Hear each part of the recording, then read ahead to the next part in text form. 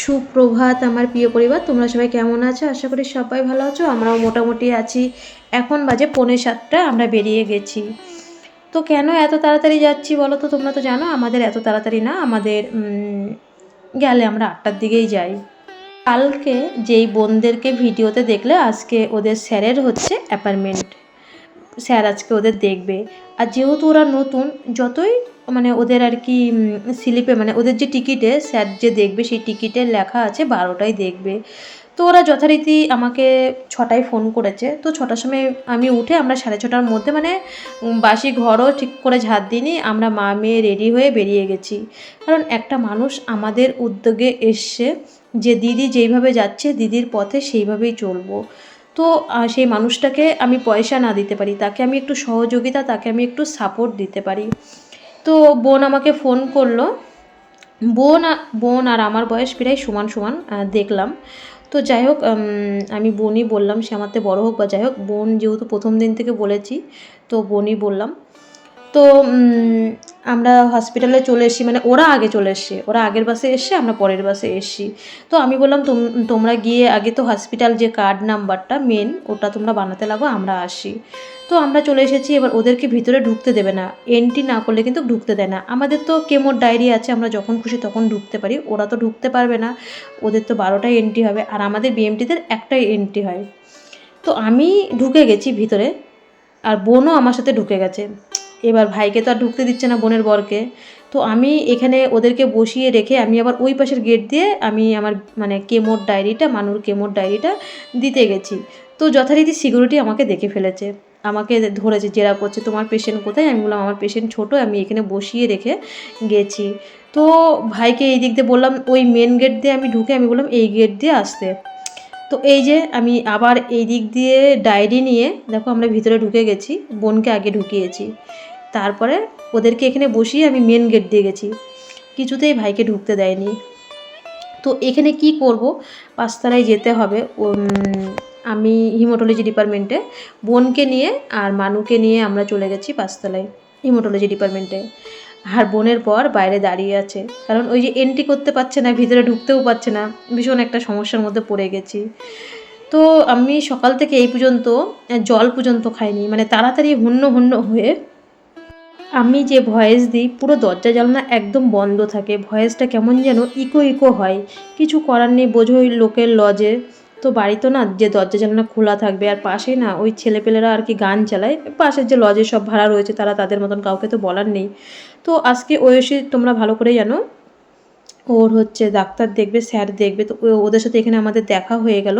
তো ঐশীর মা বোন হচ্ছে অঙ্কিতা আমাদেরকে চা খাওয়ালো, বিস্কুট খাওয়ালো। খাওয়া দাওয়ার পরে আমি আবার নিচে গেলাম, নিচের থেকে এখন কি করব, ওই বোনের বরকে তো ঢুকতে দিচ্ছে না। তো কি করা যাবে, মানু বলছে আমাকে প্লে রুমে দিয়ে আসো। তো জানো মানু প্লে রুমে যাওয়ার জন্য, ও মানু এইখানে মানে এখানে ম্যাডামদের সাথে দেখা করে, ও তখনও সব ম্যাডামরা আসেনি, কারণ ম্যাডামরা 9টার থেকে ওদের ডিউটি জয়েন করে। তো মানু চলে গেছে প্লে রুমে, প্লে রুমে গিয়েও বসে আর কি ড্রয়িং করছে। তো বোনের বর বললো নিচে দিয়ে আসতে, আমি ওকে নিচে দিয়ে আসলাম। শুভ সকাল বন্ধুরা, সবাই কেমন আছো? আশা করি সবাই ভালো আছো, আমরাও মোটামুটি আছি। দেখো অনেক তাড়াতাড়ি বেরিয়ে গেছি। বোন ফোন করেছে তখন কটা বাজে, 6টা বাজে, অনেক তাড়াতাড়ি উঠে গেছি। তো তাড়াতাড়ি বেরিয়ে চলে এসেছি, মানুষ একবারে স্নান টান করে নিয়েছে সকালবেলা, তো গিয়ে আবার স্নান করবো। তো ওদের ডাক্তার দেখবে না, ডাক্তার তো দেখে 1টা-1.5টার থেকে, ওদের এন্ট্রি করবে, ওদের এন্ট্রি হচ্ছে 12টার সময়। তো ওই বোনের বরকে মানে ওই ভাইকে ভিতরে ঢুকতে দিচ্ছে না। তো কি করবে, আমাদের যেহেতু আমরা বারবার গেট দিয়ে যাওয়া আসা করেছি, আমাদের চিনে ফেলেছে। তো আমার বিএমটির ডায়েরি ওদের কাছে রয়েছে, মানে কেমোর ডায়েরি, তবু ঢুকতে দিচ্ছে না। তো ওদের মনে এখন এন্ট্রি করবে, বোনকে নিচে নামিয়ে দিয়ে এসে আমি এই প্লে রুমে বসলাম। তো মানে ঠিক মতন ঘুমও হয়নি রাত্রিবেলা, ওই হচ্ছে উঠে গেছি অনেক সকালে, চাও খেয়ে আসিনি, এখানে এসে অঙ্কিতা চা খাওয়ালো।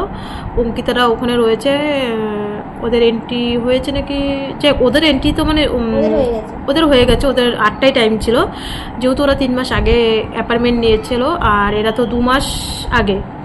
তো এদের 12টায় দেখাচ্ছে। তো ওরা মনে হয়, হ্যাঁ ওদের ব্লাড টেস্ট হয়ে গেছে, আর এরা তো নতুন এসছে। তো যাই হোক, আমরা এখন প্লে রুমে আছি, তারপর তোমাদের সবটাই বলবো। ডাক্তার দেখানো হোক, প্লে রুমে বসে আছি। আর ওরা মনে হয় আরিফা ম্যামের কাছে, অঙ্কিতারা মনে হয় আরিফা ম্যামের কাছে গেছে। আর ওদেরকে নিচে দিয়ে আসলাম, ওরা এন্টি ফেন্টি না করে আসলে নিচের থেকে কিছু হবে না। তো ভিডিওটা কন্টিনিউ দেখতে থাকো, আশা করি ভালো লাগবে। কি হয় আজকে ওদের ডাক্তার কি বলে টলে না বলে। আমারও স্যারকে মানুকে আমাদের তো দেখবে না তবু আর কি। তো বোনটা এন্ট্রি করে চলে এসেছিলো, পরে উপরে চলে এসে তো আবার আমরা প্লে রুমের থেকে এখানে চলে এসেছি। এখন তো ওদের যেহেতু এন্ট্রি হয়ে গেছে, তো আরিফা ম্যামের কাছে যেতে হবে। এখন কি করতে হবে না করতে হবে, দেখো আমি আজ থেকে 10 বছর আগে করেছি, আমার অতটা মনে পড়ছে না, সেটা আমি পুরনো সিএমসি করেছি। এখন কিন্তু চিকিৎসা অনেক উন্নতি হয়েছে। আগে কিন্তু এত থ্যালাসেমিয়া কিন্তু এই ভেলুরে আসতো না। আমি যখন আজ থেকে 10 বছর আগে আসি, একটা কি দুটো থ্যালাসেমিয়া দেখেছি, কিন্তু এতটা পরিমাণে আমি দেখিনি। এখন যেই পরিমাণে এত থ্যালাসেমিয়া পেশেন্ট আর কি, তোমরা দেখবে লোক গাদাগাদি, এত লোক আজকে, এত ভিড়, মাথা যন্ত্রণা আমাদের ছুটে গেছে। তো এখানে ওই যে একটা পেশেন্ট রয়েছে, আরিফা ম্যামের সাথে কথা বলছে, তো মানু বলছে আমি আগে যাব না, আমি দেখা দেবো না, আমি আগে মাসিমণিরা যাক, আমি তো পিছনে আছি। তো যথারীতি বোন আর বোনের বর গেল। তো যেই মানুকে দেখেছে আরিফা ম্যাম, বলছে রিমি তো একদম, বোনটাও তোমাদেরকে কালকে সামনাসামনি বলবে, আজকে অনেক রাত হয়ে গেছিলো তো, যে আমাদের আরিফা ম্যাম বলছে আমাদের রিমি তো একদম হিরোইন, কলকাতার হিরোইন। আজকে সত্যি এতটা ভালোবাসা, যেমন ইউটিউবে তোমরা মানুকে এত ভালোবাসো, তো আজকে আমার যেন সিএমসি তো এই ভালোবাসাটা আমি ধরে রাখতে পারি। তো আরিফা ম্যাম বললো আমি একটু চা খেয়ে আসি, সকালবেলা তো একটু চা খেয়ে এসে পরে তোমাদেরকে দেখছি, কি করতে হবে না করতে হবে। কারণ প্রথমে যখন আমরা আসি আর কি সিএমসিতে, প্রথম চেক আপ, কতদিন রক্ত দিয়েছে কি না দিয়েছে সবটাই কিন্তু ডায়েরিতে লিখে রাখতে হয়। কি থ্যালাসেমিয়া আমাদের কলকাতার যেটা রিপোর্ট থাকে সেটা দেখাতে হয়, ওরা আর কি ওদের কম্পিউটারে লোড করে। এটাই আর কি এখানকার ট্রিটমেন্টের নিয়ম, যেই অসুখ নিয়ে আসো, কলকাতায় কি হয়েছে না হয়েছে সেটা কিন্তু আগে দেখাতে হয়। তো ওরা ওইখানে আরিফা ম্যামকে সব কিছু করে আমরা চলে এসেছি, আবার প্লে রুমে এসেছি, না হলেও আজকে 10 বার প্লে রুমে এসেছি, আবার গেছি। তো প্লে রুমে এসে বসতে না বসতেই ওরা আমাকে ফোন করলো যে দিদি একটু এদিকে আসো তাড়াতাড়ি। এই ভিডিওর ক্লিপটা, দুপুরের ক্লিপটা আমি সকালবেলা দিয়ে ফেলেছি। ওদের আর কি টেস্ট করবে, HL টেস্ট করবে, বনমেরো টেস্ট করবে। তো আমি ভাবলাম সেখানে তো পয়সা কড়ির ব্যাপার আছে, কারণ দেখো এটা আমি হয়তো আজকে সোশ্যাল মিডিয়াতে বলছি, পরে কিন্তু আরিফা ম্যামকেই সবাই ধরবে যে রিমির সাথে যারা আসে তাদেরকে ফ্রিতে করে দাও, বা অন্য কাউকে ফ্রিতে করাও না, কারণ সবাইকেই কিন্তু ফ্রিতে করানো সম্ভব না। কারণ এখানে এসে সবাই কান্নাকাটি করে, যে বড়লোক সেও কান্নাকাটি করে, যে যার কিছু নেই সেও কান্নাকাটি করে। তো আমাকে আরিফা ম্যাম আজকে বকা দিয়েছে যে সোশ্যাল মিডিয়াতে এটা বলবে না। তো ঠিক আছে। তো দেখো আজকে এরা এতটাই গরিব, তোমরা দেখলেই বুঝতে পারছো। ওদের ভিটে বাড়িতেও নেই, আমার মতনই, আমি যেমন পিডব্লিউতে থাকি, ওরা এরকম রেলের ফুটপাতে থাকে, রেলের উপরে যে থাকে, বলে না কলোনি, বস্তি কলোনি, ওরা ওরকম থাকে, নিজস্ব ভিটে বাড়ি আর কি নেই আমার মতন। তো যাই হোক, ওখান থেকে টিফিন করার পরে ওদের লালা টেস্ট করবে। আমাদের অনেকে শুনছি HL টেস্টটা নাকি মা বাবার সাথে যে বনমেরো ম্যাচ হয়, রক্ত দিয়ে নাকি টেস্ট হয়, কিন্তু আমার বেলায় HL টেস্টটা যে মুখের লালা দিয়ে করেছিল, ডিকেমে ফান্ডে ব্যাঙ্গালোরে, ওটা পাঠায় যে সন্তানের সাথে কত % ম্যাচ হয়েছে। তো ভয়েস দিচ্ছি, বাইরে ভীষণ পরিমাণে বৃষ্টি হচ্ছে, এখন বাজে রাত 12টা, ভয়েস দিচ্ছি কারণ কালকে ভোরবেলা আবার হসপিটালে যেতে হবে। তো এখানে ওরা মহালক্ষ্মী ম্যাডামের কাছে ওই মুখের যে লালাটা ওটা আর কি টেস্ট করতে গেছে, প্রায় অনেক টাইম লেগে গেছে, 3 জনার তো অনেকটা টেস্ট করবে, টাইম লাগবে। তো ওদেরকে বলে আবার আমি বললাম বোন তোরা এখানে তাহলে টেস্টটা কর, হয়ে গেলে স্যার যখন আসবে, বিক্রম স্যার যখন দেখতে আসবে তখন আমাকে ফোন করবি, যখন ঢুকবে আর কি, যেহেতু ওদের 1:30টায় রয়েছে। তো আমি বললাম ওকে একটু প্লে রুমে নিয়ে যাই। আর আমার ফোনগুলোতে একটা ফোনেও চার্জ নেই, দুটো ফোনের থেকে একটা ফোনেও চার্জ নেই। তো বললো ঠিক আছে দিদি। আমি এখানে এসে প্লে রুমে এসে মানুর হাতের কাজ করছিল, আর আমি একটু ফোনটাও চার্জ দিয়ে নিলাম। তো জানোই তো তোমরা, আমিও আজকে কালো পোশাক পরেছি, নাও কারেন্টও চলে গেল, আর ম্যাডামও আজকে কালো পোশাক পরেছে। তো বলছে আমরা দুজনই একই রকম পোশাক পরেছি। তো ম্যাডামের সাথে এখানে অনেকক্ষণ মজা টজা করে তারপরে মানু আর কি গেম খেলছিল, কারণ প্লে রুমে আসার জন্য ব্যস্ত। তো যথারীতি 10 মিনিটের মধ্যে আবার ফোন করেছে যে দিদি চলে আসো, স্যার আসার টাইম হয়ে গেছে। তো এখানে আমরা সবাই ওয়েট করছি স্যার কখন আসবে। সব ডাক্তার কিন্তু পেশেন্ট দেখা 12টা মানে 10:30 11টার থেকে পেশেন্ট দেখা চালু করে দিয়েছে অলরেডি। আর স্যার এখনও আসছে না, প্রায় 1:30 বেজে গেছে। ওই যে স্যার বিক্রম স্যার ওই যে স্যারের ঘরে ঢুকছে। তো স্যার ঘরে ঢোকার সঙ্গে সঙ্গে স্যার হচ্ছে ব্যাগটা রেখে স্যার আবার ইয়েতে গেছে, মানে বলে না পেশেন্ট দেখতে যায়, ওইখানে গেছে। তো তখন মানুষ সাথে এখানেই ওদের সামনে দেখে সঙ্গে সঙ্গে মানুষের সাথে কথা বলেছে, সবাই মানুষ দিকে তাকাচ্ছে যে বাবা স্যার পর্যন্ত মানুষের সাথে এত লোকের মাঝে, এই হাজার হাজার লোকের মাঝে এখানেই কিন্তু মানুষের সাথে কথা বলা হয়ে গেছে। আমি ভাবতে পারিনি যে স্যার ঘরে ঢুকে আবার বেরোবে, তাহলে হয়তো আমি ক্যামেরাটা অন করতাম। তো যথারীতি অনেকটাই লেট হয়ে গেছে, এখানে দেখতে দেখতে প্রায় 2:30 3টে বেজে গেছে। তো এখন মানালিকে ডাকলো, মানে ওই বোনের মেয়ের নাম এই জারিফা ম্যাম গেল। তো যাওয়ার সঙ্গে সঙ্গে মানু তো ডাক্তারকে মানে তার মধ্যে আরও অন্য কেউ ঢুকে গেছে, একটা পেশেন্ট ঢুকে গেছে। তো আমরা এখানে দাঁড়িয়ে আছি। তো যাওয়ার সঙ্গে সঙ্গে আমি দেখো অরিজিনাল ভয়েসটা দিই, কারণ এখানে আমি হিন্দি বলেছি, তোমরা ভালো করে জানো আমি একটু হিন্দি ভুলভাল বলি। তো মানু বলছে যে স্যার আমি যখনই আসি, স্যারের সাথে আগে মানু কতক্ষণ ঝগড়া করে নিল, আমি যখনই আসি তখনই আপনি ছুটিতে চলে যান। তো স্যার বলছে তাই? তো স্যার ভীষণ মজা করলো যে সরি এই দেখো কত আনন্দ করলো। এইটা যে আমার জীবনে পাওনা থাকবে আমি স্বপ্নেও ভাবতে পারিনি। मैं सुना है आप आएगा तो मैं सोचा मैं जाएगा छुट्टी देगा सर कल आएगा ना आप? जरूर हाँ कल आना ही है। कर लेती So here is there a donor? was only child begin to ask for To initiate the mind Yes. and tell them to do the CIL application. Oh, बेटा एक मिनट हाँ 5,000 करो 5,000 हाँ वेरी गुड चलो पापा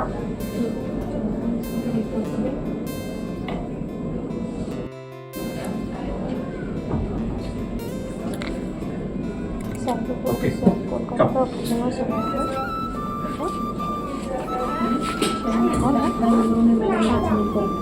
Is the child on any syrup for folic acid and iron and syrup on calcium salts. no chelation? No, not yet started. Okay. So she's on Talix also.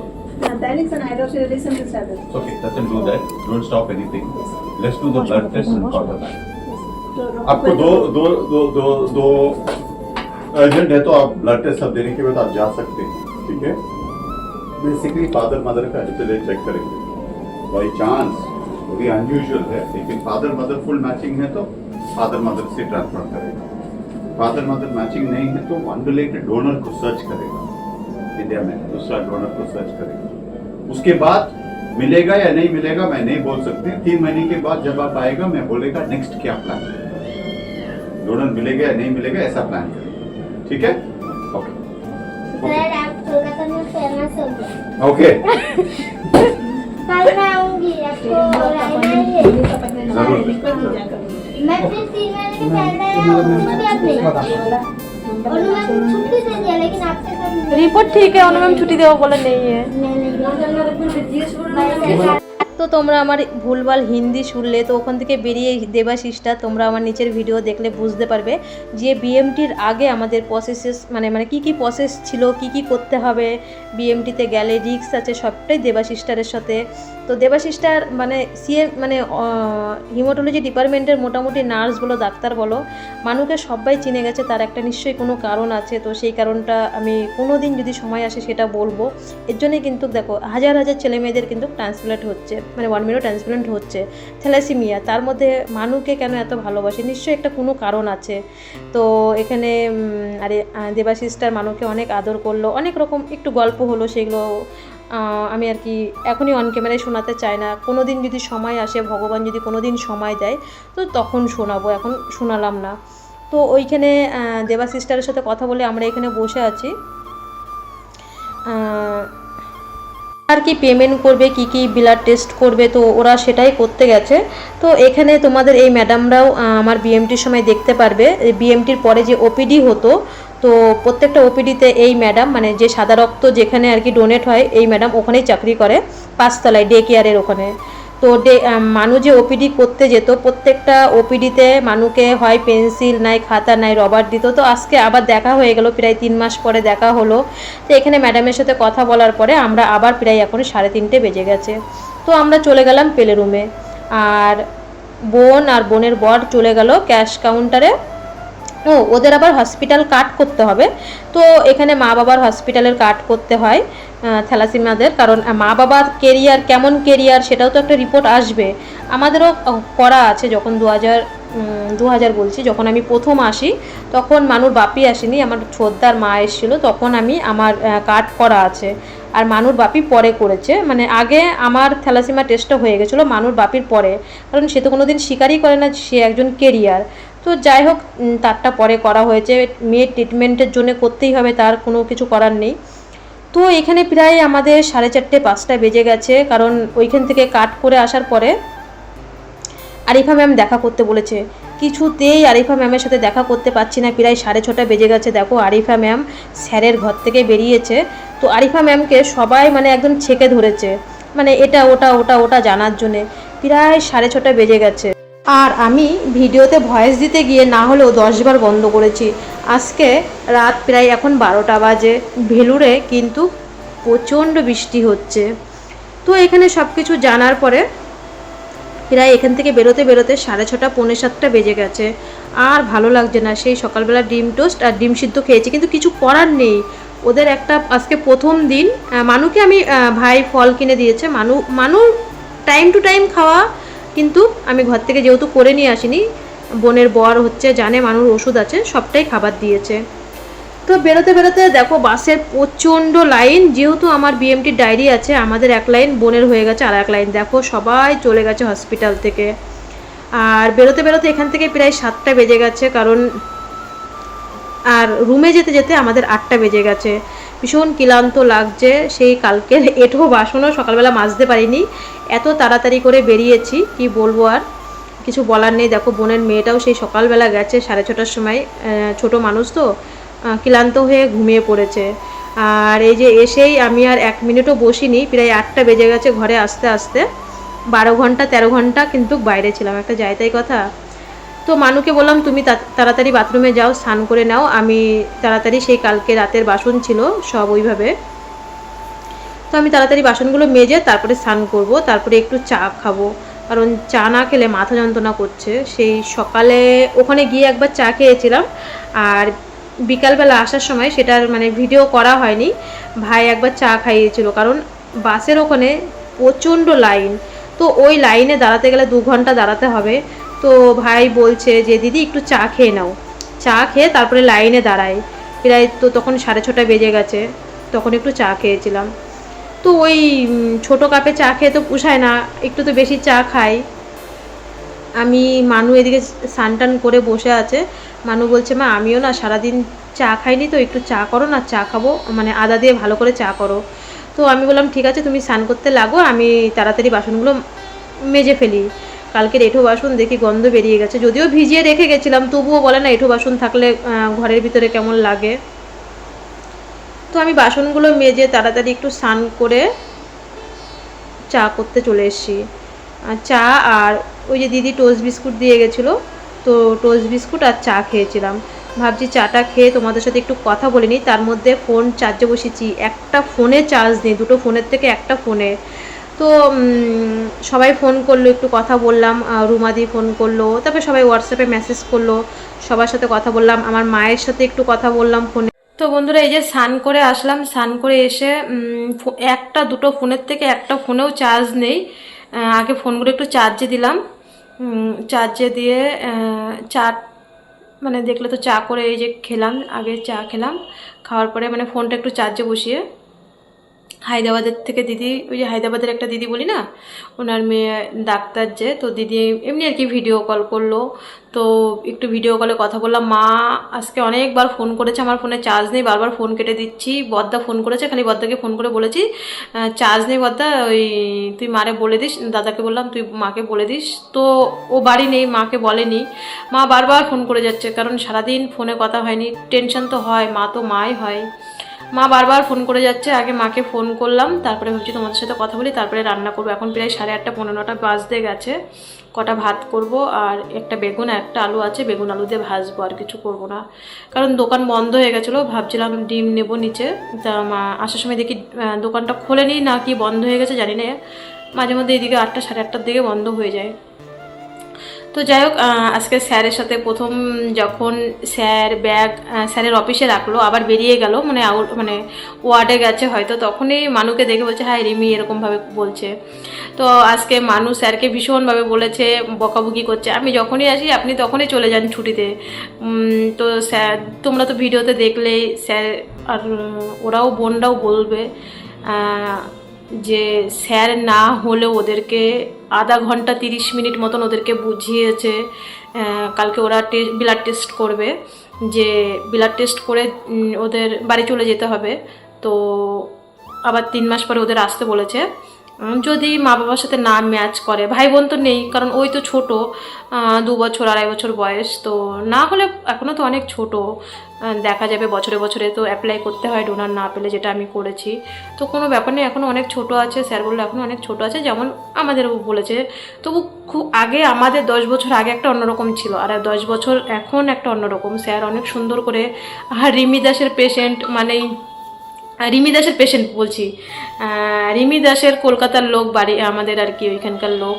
তো যাই হোক, ওরাও আনন্দ পেয়েছে। স্যার সুন্দরভাবে বাচ্চাটাকে পেট যেরকমভাবে সুন্দর করে দেখে, আধা ঘন্টা ধরে ওকে সুন্দরভাবে দেখেছে, যদিও আজকে অত সময় নেই। আর এত ভিড়, স্যার আমরা যখন আসি 6:30টার সময়, তখনও স্যার পেশেন্ট দেখছে। আরিফা ম্যাম তো এরকমভাবে মাথা এরকম এরকম বলছে।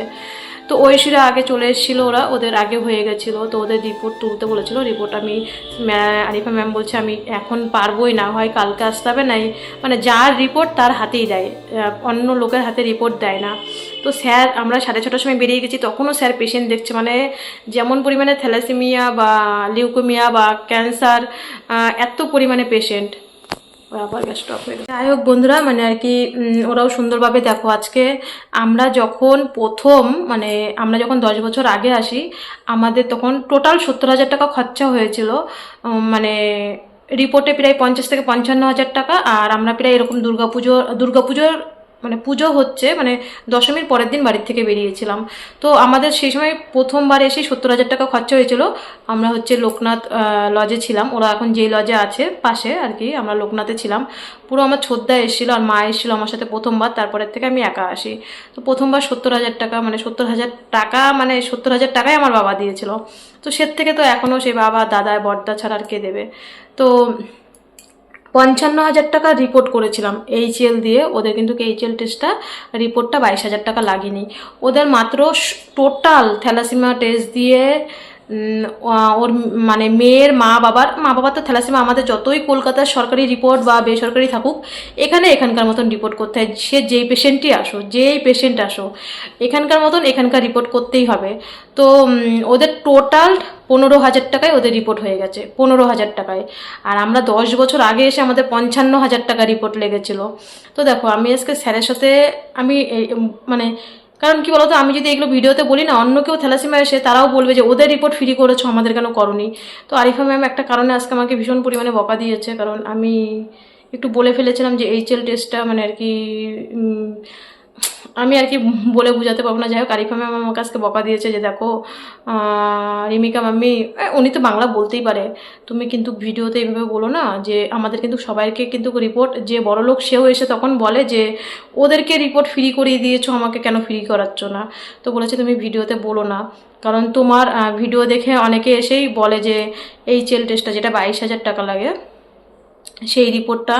কারণ দেখো, এই যে যারা গেছে তারাও ওরকম মানে বস্তি কলোনি, তারপরে হচ্ছে মানে স্টেশনের পাশে মানুষ, তো ওরা যেখানেই থাকুক, আমিও যেমন ফুটপাতে থাকি, ওরা ওদের নিজস্ব মানে ভিটে বাড়িটারি নেই আমার মতন। তো আমি আগের দিনই আরিফা ম্যামকে বলেছিলাম। আর ওরা মেন কথা হচ্ছে, ওরাও চেয়েছিল আমার যাতে ডাক্তার না থাকে। ওরা তো মানে ভীষণ আনন্দ করে, বলে কি আমি ঠাকুরকে বলছিলাম, ঠাকুর রিমির ডাক্তার যেন না থাকে, তাহলে ওদের সাথে আমার দেখা হবে, নাহলে ডাক্তার থাকলে তো আমি বাড়ি চলে যেতাম। কারণ ওর ইংলিশ স্যার বলেছে তুই বই নিয়ে যাবি, আমরা জানি আমরা পরের দিন চলে যাব দাঁতে যন্ত্রণার ওষুধ নিয়ে। আর স্যার যেটা ডিসাইড করবে দাঁতে যন্ত্রণার ব্যাপারে, আমি সেটাই করব। কারণ ওই মানে ওষুধের ব্যাপারটা, মানে যেই ওষুধগুলো আমি দাঁতের যন্ত্রণার জন্য নিয়ে গেছিলাম সেগুলো আমার শেষ হয়ে গেছিলো। তো সেগুলো তো কালকে তো সবই নেবো, স্যারের সাথে তো সবটাই বলবো কালকে মানুষ তো ডাক্তার আছে, তোমরা জানো বিক্রম স্যার কালকে দেখবে। আর আজকে স্যার বলে দিয়েছে হ্যাঁ আমি কালকে আছি। আর মানু তো প্রথমে গিয়েই স্যারের সাথে সেই রকম ঝগড়া লাগিয়ে দিয়েছে, আর স্যার তো হাসছে ওর সাথে, শুধু মানে হ্যান্ডশিপ করেই যাচ্ছে, হাততালি দিচ্ছে যে রিমি খুব মানে খচে গেছে এবার, যে আমি যখনই আসি তখনই স্যারের ছুটি নেয়। তো যাই হোক এই হচ্ছে কথা। ওদের যদি একটুখানি, আমি তো কাউকে কিছু দিয়ে তো সাহায্য করতে পারি না, যদি একটুখানি, ওরাও তো গরিব মানুষ, লোকের গাড়ি চালায়, তো একটু টেস্ট যদি ফ্রিতে হয় তো ওদের মোটামুটি ওরা একটা হিসাব করে এসেছিলো 40-50 হাজার টাকা টেস্ট করতে হবে, এরকমই টেস্ট করতে হয়। তো ওদের যাই হোক 15,000 টাকার মধ্যে ওদের টোটাল টেস্ট, টোটাল সব কিছু, মা বাবা বাচ্চা টোটাল সবাইকে দিয়ে 15,000 টাকার মধ্যে ওদের টেস্ট হয়ে গেছে সব রকম। যেই টেস্টগুলো এক একটা টেস্টে 4,500-5,000 টাকা করে নেয়, সেইগুলোও 2,000-2,500-এ চলে এসছে টেস্টগুলো। আমি তো নিজে দেখলাম, ওর মা বাবা আমাদের সময় সেই সময় 4,500 টাকা করে নিয়েছিল, ওর মাদের দেখলাম 2,000 কত টাকা করে নিয়েছে। তো যাই হোক এইটুকুই আর কি, যাতে করতে পারি। ওদেরও 3 মাস পরে আবার ডেট দিয়েছে, ওরা 3 মাস পরে আসবে, এবার ওরা অ্যাপার্টমেন্ট কবে নেবে না নেবে সেটা ওদের ব্যাপার। তো যাই হোক এই আজকে যাই রান্নাটা করে নিই আগে আর কি, কটা ভাত করি, সারাদিন ভাত খাইনি তো, সারাদিন ভাত না খেলে ক্লান্ত লাগে, আমরা তো বাঙালি, আমাদের তো ভাত লাগবেই 1-2 বাস দিনের মধ্যে। তো কটা ভাত আর একটু বেগুন আলু ভাজবো, ব্যাস। তো তোমাদের সাথে কথা বলার পরে আমি এখানে চলে এসেছি সোজা ভাত বসাতে। আসার সময় ভেবেছিলাম নিচের থেকে একটু ডিম বা সোয়াবিন আনবো, আমাদের এই রুমে মানে লজের নিচেই দোকান আছে, মুদিখানা দোকান, আবার চায়ের দোকানও আছে। তো আসার সময় দেখছি দোকানটা বন্ধ নেই, যার জন্য আমি রাস্তার থেকে কিছু আনিনি। তো ঘরে আছে শুধু কটা 3-4টে আলু আর একটা বেগুন আছে, আর কিছু নেই। তো কি রান্না করি, আমি বললাম মানু আলু সিদ্ধ আর পেঁয়াজ ভাজি, ও বলছে না মা বেগুন দিয়ে একটা, যেহেতু বেগুন আছে বেগুনটা ঝিরিঝিরি করে কেটে আলু ঝিরিঝিরি করে কেটে ভাজো। তো আমি বললাম ঠিক আছে। তো ভাতটা বসিয়ে দিয়ে এসে আমার বদ্দা আবার ফোন করলো। তো বদ্দার সাথেও কারোর সাথে সারাদিন কথা বলিনি, ফোনে চার্জ ছিল না। তো বদ্দার সাথে কথা বললাম, সবার সাথে একটু মোটামুটি ফোনে কথা বলে তারপরে এসে রান্না করতে। তো কি এদিকে কেটে কুটে নিলাম। আমি না এই গ্যাসটাতে রান্না করতে গিয়ে বারবার দেখো মানে ভাতের ফ্যান পুরো ভরে গেছে এই জায়গাটা। তো এই গ্যাসটাতে আমার রান্না করতে ভীষণ অসুবিধা হয় সবসময়। তো যাই হোক এদিকে সব কিছু পরিষ্কার করে নেবো, আজকে রাত্রেবেলার মধ্যেই সব সেরে রাখবো, কারণ কালকে আবার ভোরবেলা উঠতে হবে, রাত্রিবেলা ভিডিও এডিটিং করতে হবে, ভয়েস টয়েস দিয়ে কমপ্লিট করতে হবে, যত রাত্রেই হোক আবার সকালবেলা উঠতে হবে, ব্যাগ গুছিয়ে রাখতে হবে, মানুষ জল খাবার দাবার সব কিছু। তারপরে বাথরুমে তো ওইভাবে জামা কাপড় পরে আছে, ওইগুলো কালকে কাচবো। তো চলো আজকের মতন টাটা, সবাই ভালো থেকো।